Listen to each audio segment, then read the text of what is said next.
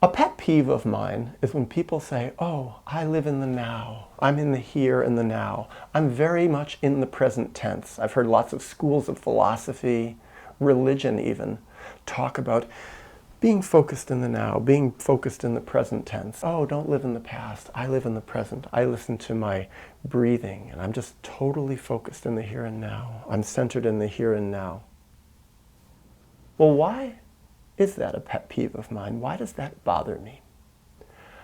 I think the reason that it bothers me is when I hear people say they're really in the here, they're really in the now.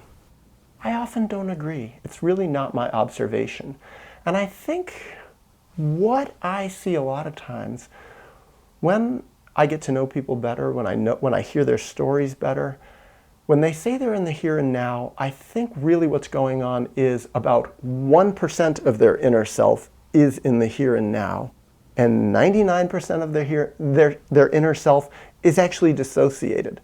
They're not actually even in touch with 99% of their self. And where is that 99% of themselves? And I just use that 99% number arbitrarily. Maybe it's 80%, or maybe there really is no way to quantify it at all. And what does it mean to be dissociated? What I've seen is dissociation is a consequence of trauma. It's a defense against feeling all the pain of trauma. It's a long, historical, very effective defense against feeling all that pain. So what I see is when long ago people were children, and this is speaking about myself too. So I think I will just say it in terms of myself as an example. Once upon a time, way back when I was being traumatized in my family of origin, largely by my parents, but the external world too in its own screwed up way, what happened to me is I had to dissociate. I had to take whole sides of myself and push them down, push them out of consciousness. I had to take my reactions to the traumas I was going through, my anger, my rage, my sadness, my frustration, my anxiety, and push it down so that I could survive, so that I wouldn't further offend and anger and infuriate my traumatizers. And the result of what happened, of me putting it away, putting all my feelings away, putting my memories away, putting my consciousness away, putting it all down into the unconscious and burying it, was that I could survive and I could be kind of happy. I could be less offensive to my traumatizers, to my traumatizing system, but I was not so much there anymore. I lost whole sides of myself. And part of the process of dissociating is that I wasn't even aware of it, because dissociating is an unconscious process. So I didn't even know it was happening to me. And what was left, what remained in my consciousness, was the parts of me that were not dissociated. And let's say it was 1% or 5% of me remained. And that was the part of me that I knew as me. And as I grew older, those are the parts of me that I kept, and that I called me, and that I identified as myself. And all those split off, buried, unconscious parts that were still stuck and lost in my past, and with all those unresolved feelings and anger and sadness and grief and rage and all that, that was buried. And I did not associate that with me. I didn't even know it was me. And later, when people talked about meditating and they said, ground yourself in the present, I took the consciousness that I had, the awareness that I had, the remaining parts of me that were still conscious, and I focused them in the present, and I focused them on my breathing. And I could be very centered and present. However, all those unconscious and split off sides of me, they were still there, and they were profoundly affecting my life.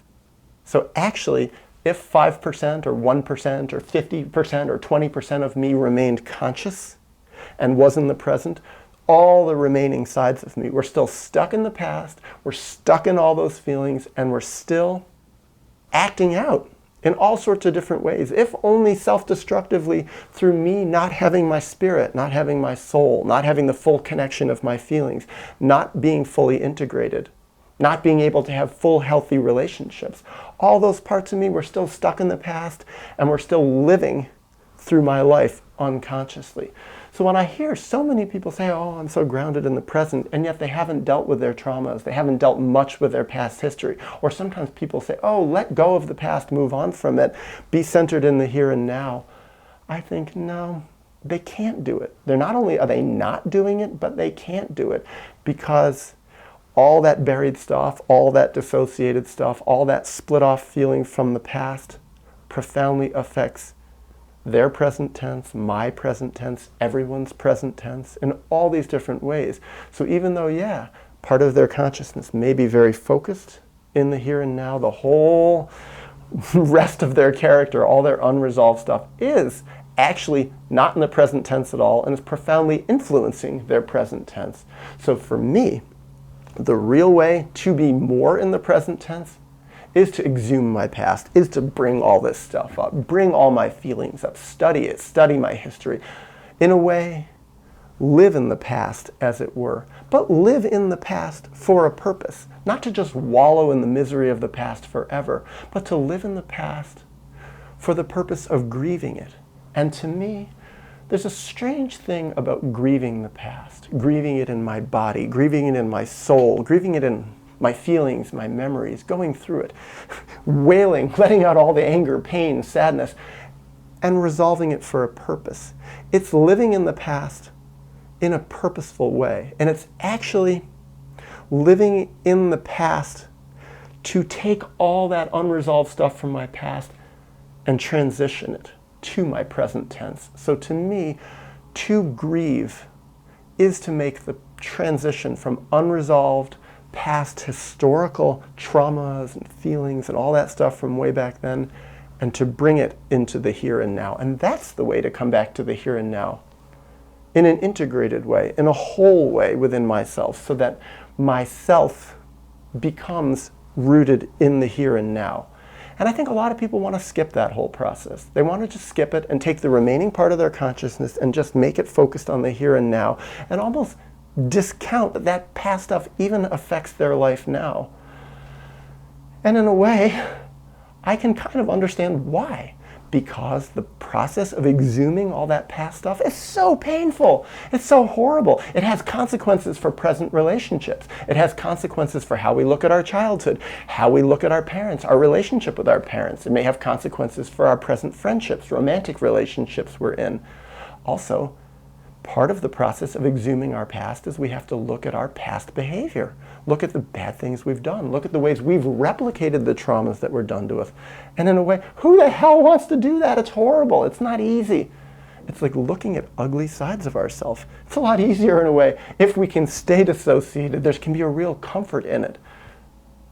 But when people say, they're living in the here and now, and what I observe is they're still very dissociated. Or me, myself, trying to be saying, oh, I'm in the here and now, but knowing that parts of me are still dissociated.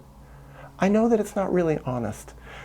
Not that I'm trying to lie, but fundamentally, it isn't telling the truth, because so much of me, so much of other people is still rooted in that past stuff.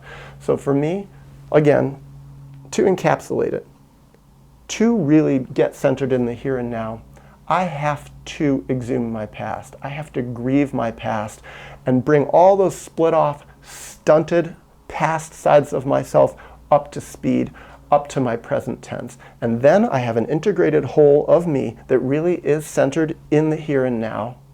And with that, I open the door to my real centered future.